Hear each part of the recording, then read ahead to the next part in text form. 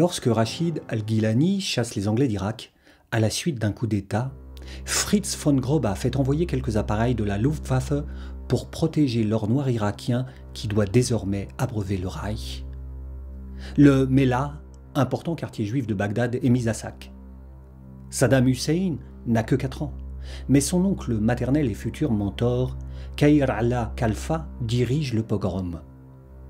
Il deviendra l'un des penseurs du Baas irakien, distillant un discours raciste de suprématie sunnite.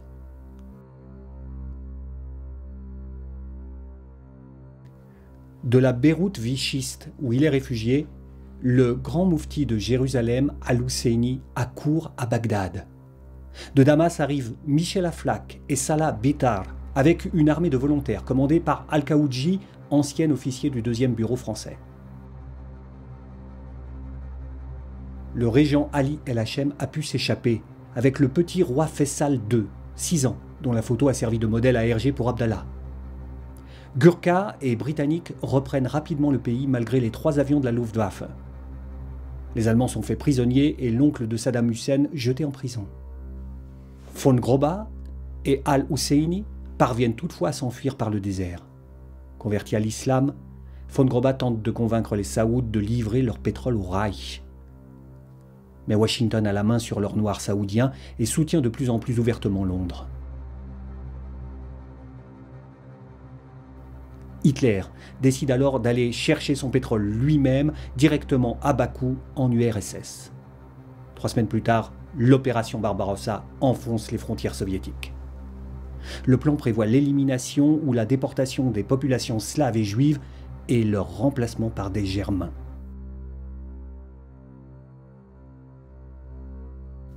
Après la prise de Bagdad, les Britanniques continuent jusqu'à Damas avec les forces françaises libres composées de légionnaires et de volontaires du Pacifique qui attaquent l'armée de Vichy. Fin politique. De Gaulle promet l'indépendance et les forces de sécurité locales rallient la France libre.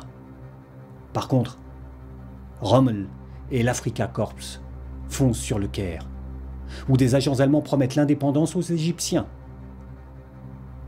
Officiers dans l'armée, Gamal Abdel Nasser et Anwar el-Sadat sont arrêtés pour espionnage au profit de l'Allemagne. Ils se succéderont plus tard à la tête de l'Égypte, le premier soutenu par le KGB, le second par la CIA. Agent un jour, agent toujours.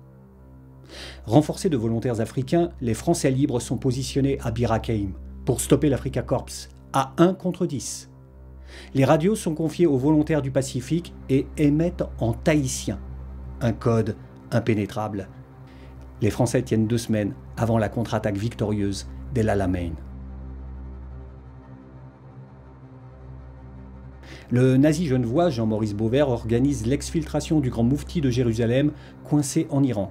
Il passe par l'Italie, au nez et à la barbe des services italiens, qui tentent d'intercepter Amin al-Husseini, dont ils craignent l'influence islamiste sur leur colonie d'Afrique du Nord.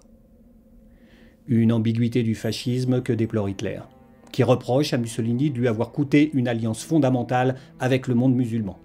Finalement, le grand moufti arrive à Berlin, où il retrouve plusieurs figures du nationalisme arabe, dont Rachid al-Gilani, le leader du coup d'État de Bagdad, le palestinien Hassan Salameh et Fawzi al-Khaoudji, l'agent double franco-libanais plus nationaliste qu'islamiste qui refuse son autorité.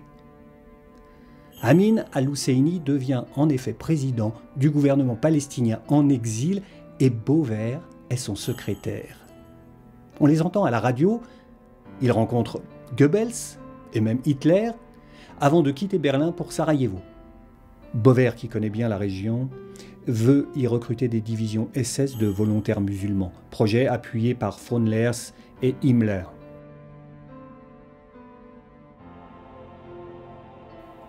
Ce que Hitler apprécie dans l'islam, c'est que les djihadistes qui meurent au combat accèdent directement au paradis, comme les Germains au Valhalla.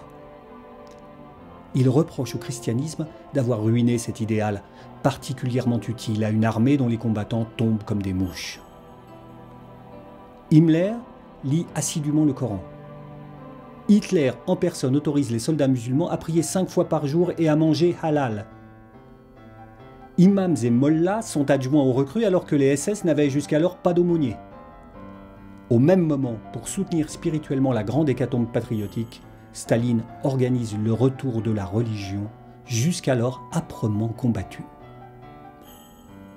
Dans les Balkans, les SS bosniaques se distinguent par leur férocité à l'égard des civils, et le grand moufti collabore à la déportation des communautés juives de Sarajevo et Salonique, aux côtés d'un certain Alois Brunner. Tandis qu'une autre division SS bosniaque, stationnée en France, rejoint massivement la résistance, où combattent déjà quelques 5000 Maghrébins. Ils sont même 200 000 dans les troupes de la France libre.